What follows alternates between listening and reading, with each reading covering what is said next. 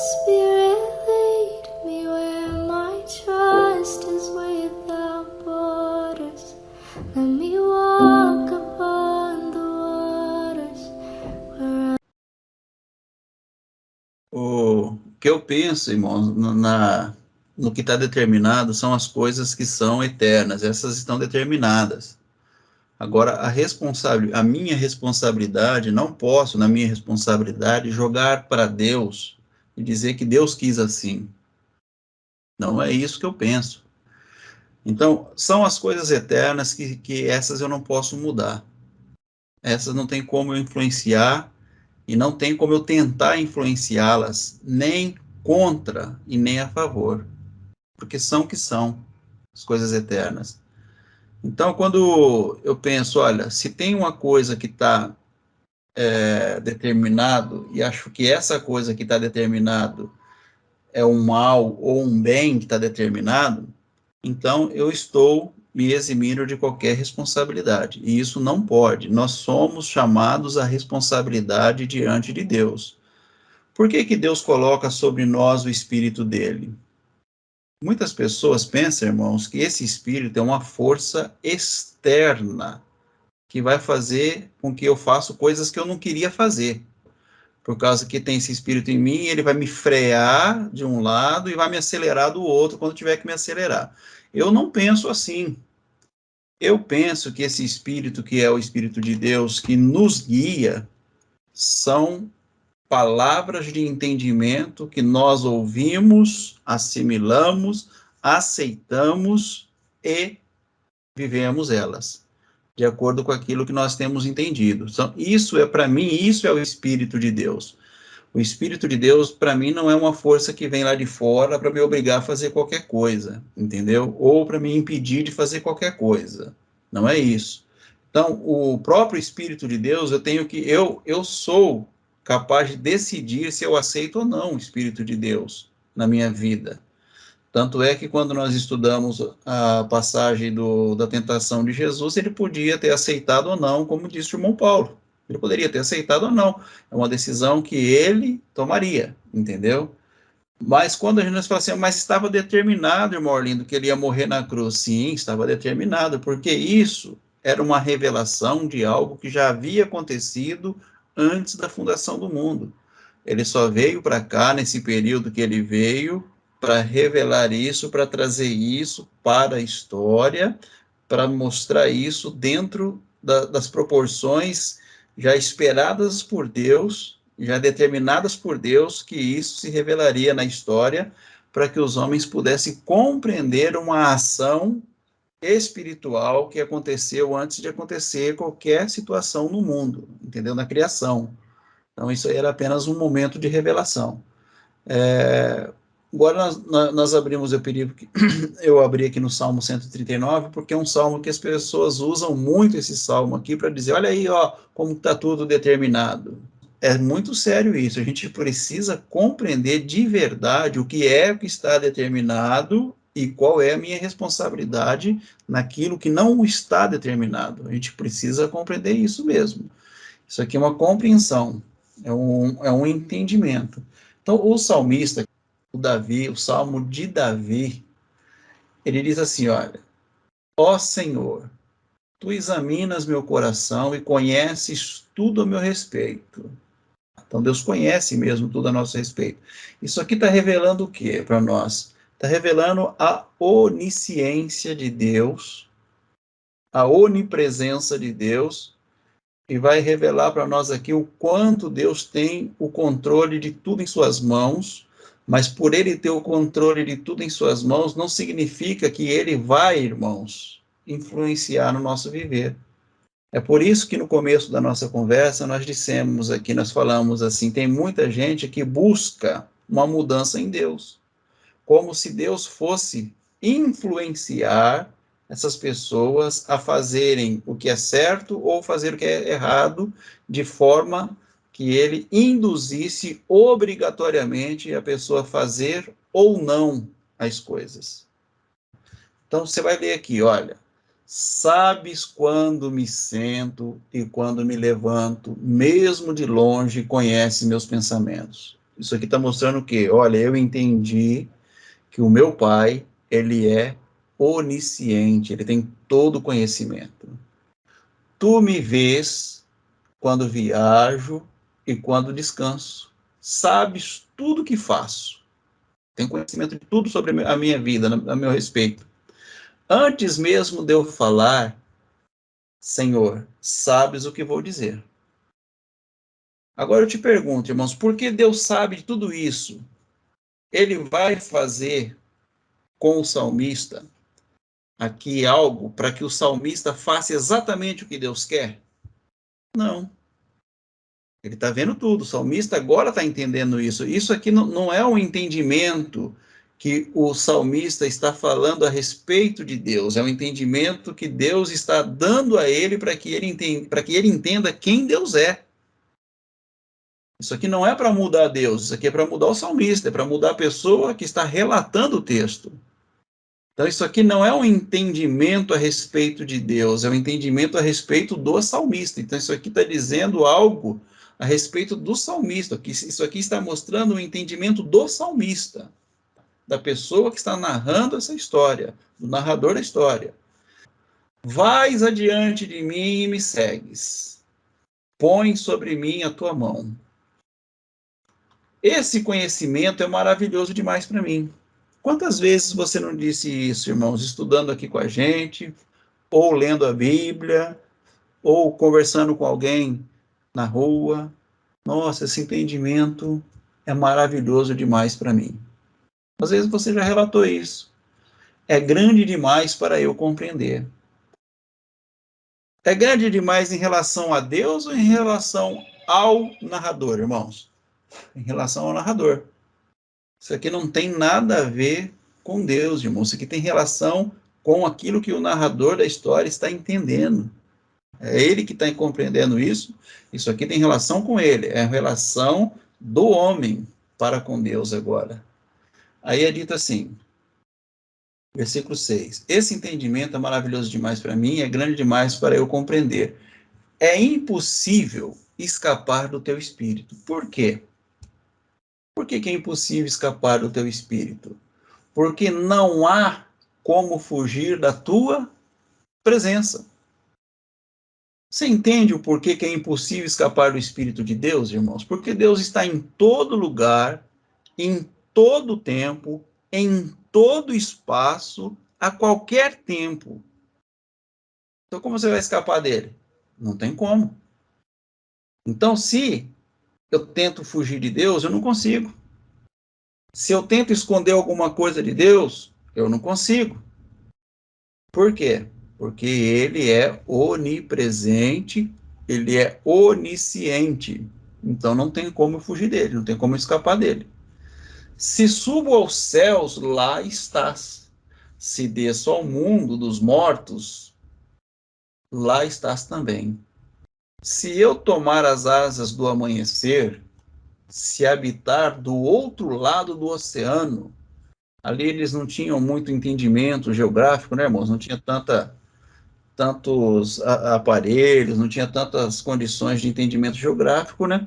Mas ele disse, olha, se eu for habitar do outro lado do oceano, mesmo ali tua mão me guiará e tua força me sustentará.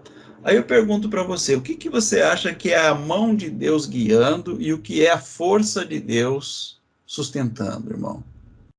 Muitos leem isso aqui e acham que é uma condução coercitiva de Deus, que Deus ele conduz a pessoa, ele força a pessoa a fazer alguma coisa, mas não é isso que o salmista está dizendo.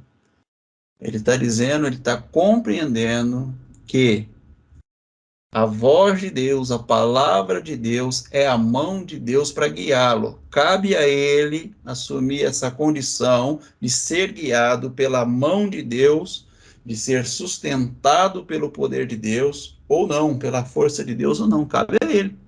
Mas ela vai estar lá.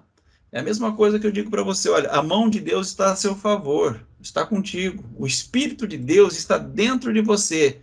Aí você vira e fala assim, olha, eu tô carente de alguma coisa, vou ter que buscar lá fora, entendeu? Mas por que que você vai ter que buscar alguma coisa fora de você se o tudo de Deus está dentro? Qual que é o motivo, né? Por que razão você vai querer pegar alguma coisa fora de você se o tudo já está dentro? É complicado, né, irmãos? Mas tem gente que pensa dessa forma. Porque elas mesmo sabendo, entendendo que o tudo está dentro dela, ela não tem dimensão para entender isso de forma a trazer para a vida isso, a externar isso no seu viver. Então é dito assim no versículo 11: eu poderia pedir à escuridão que me escondesse, e a luz ao meu redor que se tornasse noite, mas nem mesmo na escuridão posso me esconder de ti. Para ti, a noite é tão clara como o dia. Então, o que significa isso, irmão Orlindo? Para Deus, a noite é tão clara como o dia. Escuridão e luz para Deus, o que acontece? São a mesma coisa. E aí nós lemos um versículo desse e a gente buga a nossa mente, né, irmãos? A gente não consegue entender. Por quê? Porque para Deus, luz e escuridão é a mesma coisa, bem e mal é a mesma coisa, trevas e luz é a mesma coisa, bem e mal é a mesma coisa. Então, como que nós vamos entender isso? Não é? Porque para nós é diferente, mas para ele não é. Tu formaste o meu interior e me teceste no ventre da minha mãe. Ali eu fui tecido, ali eu fui formado no ventre da minha mãe. Eu te agradeço por me teres feito de modo tão extraordinário. Tuas obras são maravilhosas e disso eu sei muito bem. Tu me observavas quando eu estava sendo formado em segredo. Onde que ele estava sendo formado em segredo, segundo os versículos anteriores? No ventre da mãe dele, no útero da mãe dele. Ele já estava sendo quando ele estava sendo formado, ele já estava sendo observado, enquanto eu era tecido na escuridão. Não tinha luz nenhum, não tinha entendimento nenhum, nem nada eu tinha, e o Senhor já estava ali cuidando de mim, estava ali me vendo, né? Coisas maravilhosas demais, enquanto eu ainda estava na escuridão. Tu me viste quando eu ainda estava no ventre. Cada dia de minha vida estava registrado em seu livro. Então, cada dia da minha vida estava registrado em seu livro, significa que cada dia estava determinado por Deus, irmãos? Ou Deus sabe de todos eles? Uma coisa é Deus saber de todos eles, uma coisa é Deus ordenar que ele seja feito daquele jeito. Entendeu, irmãos? Uma coisa é Deus saber de todos eles, Deus ter o conhecimento de tudo, Deus ter a condição de estar presente em todo momento, em todo tempo, em toda época, tá? Em todo espaço, em toda geografia, em toda cultura, em todos os continentes, diante de todos os povos. Isso é uma coisa. Por quê? Porque não é que a Bíblia está dizendo que estavam todos eles determinados, mas estavam todos eles conhecidos diante de Deus.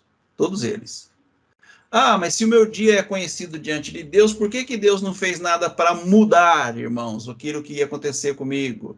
Porque Deus não muda nada. Deus ele é transformador de vidas e não um ser que muda a condição da pessoa.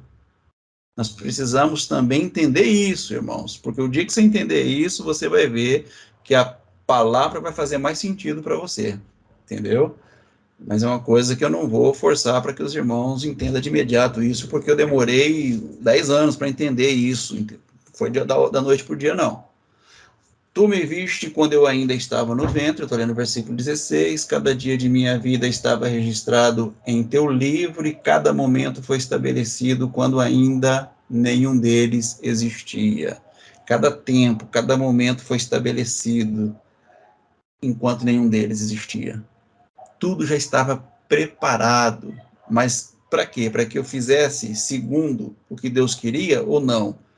Não, Tudo estava preparado para que eu pudesse ter condição de vida. Agora cabe a mim essa escolha. Eu que decido se eu vou entrar para essa condição de vida ou eu vou continuar na condição de morte. Então é isso que ele está dizendo aqui. Como são preciosos os teus pensamentos a meu respeito, ó Deus. É impossível enumerá-los. Quantos pensamentos Deus tem bons a respeito de nós, né, irmãos? Bons pensamentos, preciosos pensamentos a nosso respeito, a respeito do salmista, ou a respeito de todos nós. É impossível numerá-los. Não sou capaz de contá-los. São mais numerosos que os grãos de areia. E, quando acordo, tu ainda estás comigo, está comigo. Ó Deus, quem dera destruísses os perversos. Afastem-se de mim, assassinos. Quem dera, né? Destruísses os perversos. Afastem-se de mim, os assassinos. Eles blasfemam contra ti. Teus inimigos usam teu nome em vão. Acaso, Senhor, não devo odiar os que te odeiam? Não devo desprezar os que se opõem a ti? Então, são perguntas, tá, irmãos? O que vocês acham essas respostas aqui? O que você acha que Deus responderia para o salmista se ele perguntasse: Senhor, acaso eu devo odiar os que te odeiam? Eu devo desprezar os que se opõem a ti? Sim, eu os odeio com todas as minhas forças, pois teus inimigos são meus inimigos. Eu pergunto para você, quem são os inimigos de Deus, irmãos? Deus tem inimigo? Será que tem algum ser na eternidade que pode fazer frente a Deus a ponto de Deus falar, esse é meu inimigo? Por que o salmista responde isso, então? Né? São os porquês que nós devemos colocar aqui para que haja entendimento da nossa parte, né? Examina-me, ó Deus, e conhece meu coração, prove-me e vê meus pensamentos, mostra-me se há em mim algo que te ofende e conduze-me pelo caminho eterno. Aí eu vou fazer para vocês a mesma pergunta: será que havia no salmista algum pensamento dele que ofendia a Deus, irmãos? Só de você ler esse versículo de número 21. Acaso, Senhor, não devo odiar os que te odeiam? E você vai para a palavra de Deus, irmãos. Aí eu pergunto para você, esse pensamento, só esse pensamento que eu acabei de ler, ele é um pensamento que ofende a Deus ou não? Porque Deus não é assim. Então o salmista ele fala assim: mostra-me se há em mim algo que te ofende e conduze-me pelo caminho eterno. Então ele estava em processo de crescimento, irmãos, mas ele havia entendido que o que estava determinado era ferramentas espirituais eternas capazes de ajudá-lo, socorrê-lo e beneficiá-lo o momento que ele entendesse e passasse a viver isso aí. É o que está determinado. É isso que está determinado. A nossa condição espiritual, ela é exata, ela é plena, ela é perfeita, ela é algo que já está pronto, que não falta nada, não falta nada. Se tem falta, essa falta é extremamente na carne, irmãos.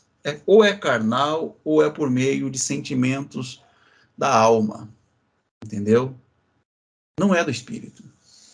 Nada fora do espírito, né? Nada fora do espírito está pronto. Tudo dentro do espírito está pronto.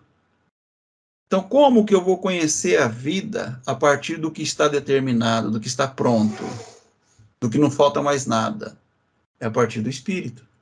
É a partir do relacionamento que eu vou ter com a árvore da vida, com a água viva, com a fonte que jorra, com o tanque cheio, né? Com essa criação maravilhosa de Deus que nós muitas vezes dizemos, isso é maravilhoso demais para mim. É dessa forma que eu vou entender o que está pronto e o que é responsabilidade minha. Então, muitas vezes, em cima do que está pronto, eu vou ter que exercer a responsabilidade. E não vou poder julgar que isso é a vontade de Deus. Aquilo que eu fiz é a vontade de Deus. Não vou poder dizer. Porque às vezes não passou da minha própria vontade que eu atribuí isso a Deus. Você vai ver que grandes homens de Deus, irmãos, falaram palavras, escreveram coisas que eram da vontade deles e eles atribuíam isso a Deus. Por exemplo, acaso, Senhor, não devo odiar os que te odeiam? São teus inimigos. Aí eu pergunto, irmãos, ele achava que ele deveria odiar os homens que ele julgava que estavam odiando a Deus. Agora eu pergunto para você, Deus havia falado para ele odiar os inimigos de Deus? Deus havia dito para ele em algum momento, olha, eu tenho um inimigo.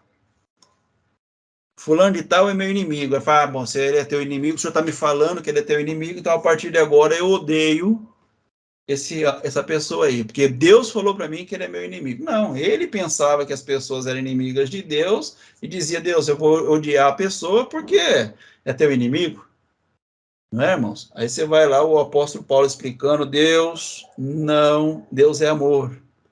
Deus, ele não quer que as coisas sejam feitas da sua maneira. Bom, se isso é uma verdade, isso contradiz muitas coisas da Bíblia, irmãos, onde os homens diziam que Deus queria que as coisas fossem feitas da maneira que ele queria. Mas não. Aí vem o entendimento, vem a revelação, e Deus ele não está nem aí para a coisa que você faz. Você quer fazer do seu jeito? Faça. Mas ele te ensina um jeito que é o jeito que ele faria. Aí, cabe a quem decidir isso? A você. Cabe a quem decidir, olha, Deus fala, não faça o mal para uma criança recém-nascida. A pessoa vai lá e faz o mal e fala, olha, é determinado por Deus. Não, não é determinado por Deus. Deus determinou, o que está pronto é você não fazer o mal ao seu próximo. Faça ao teu próximo aquilo que você gostaria que fizessem a você. Ah, mas o fulano foi lá e roubou o outro, porque estava determinado que ele teria que roubar. Não estava determinado, irmãos. Ele roubou porque ele quis. Porque foi o que ele quis fazer. Não foi o que Deus determinou que ele fizesse. Ah, mas se Deus não protegeu porque ele não veio para salvar essas coisas. Deus não veio aqui para consertar o que está errado. Se fosse assim, ele estava enrolado, irmão. Não. Deus, ele te dá a direção. Cabe a quem tem o conhecimento, o entendimento, a consciência de assumir essa condição da direção e trilhar o caminho. Eu sou o caminho, eu não sou a resposta, eu sou o caminho. Vem comigo e vamos juntos. Eu sou o caminho e não a resposta.